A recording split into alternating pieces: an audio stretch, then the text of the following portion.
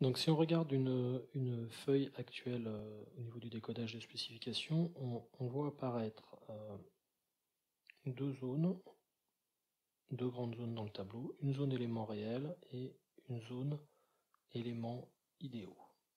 Les éléments réels vont être définis de deux façons, soit on les a déjà vus, soit les éléments tolérancés, soit les éléments de référence. Donc les éléments tolérancés, on les dessinera, ce sont des éléments réels. On fera des dessins de ces éléments et on les fera au code couleur noir. De la même façon, les éléments de référence, on fera aussi des dessins. Ici, par exemple, un cylindre et on les fera de couleur bleue. Et puis, donc, on mettra en place les références. Donc les références dites spécifiées qui, elles, seront sur un code couleur jaune et qui seront des éléments théoriques parfaits qui vont être associés aux éléments de référence. Donc on verra le critère d'association associé à cet élément-là.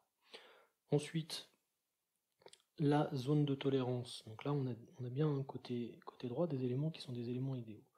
La zone de tolérance, elle sera dépendante de l'élément tolérancé. Donc, dans l'exemple que j'écris ici, si l'élément tolérancé est une surface réputée plane, eh bien ma zone de tolérance, ça sera le volume limité par exemple, deux plans parallèles. Et on définira une distance, petit t par exemple, entre les plans. Zone de tolérance en relation avec l'élément tolérancé.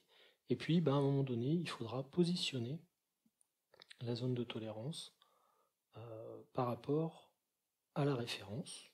Bon, le positionnement, ça nous permettra de définir une perpendicularité, de définir une coaxialité, de définir une localisation.